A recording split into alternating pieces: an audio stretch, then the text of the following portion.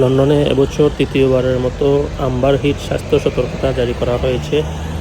BBC একটি সংবাদ প্রকাশ করেছে যে এই আম্বার হিট স্বাস্থ্য সতর্কতাটি শুক্রবার সকাল থেকে সোমবার পর্যন্ত স্থায়ী থাকবে। গতকাল শুক্রবার এবছরের সর্বোচ্চ তাপমাত্রা রেকর্ড করা হয়েছে ওয়েস্ট মিডল্যান্ডসে 34.7 ডিগ্রি সেলসিয়াস। অন্যদিকে স্কটল্যান্ড এবং উত্তর আয়ারল্যান্ডের দাবানলের সতর্কতাও জারি করা হয়েছে। শনিবার ইংল্যান্ড এবং ওয়েলসে সর্বোচ্চ তাপমাত্রা 30 ডিগ্রি সেলসিয়াসের মধ্যে থাকবে বলে আশা করা হচ্ছে।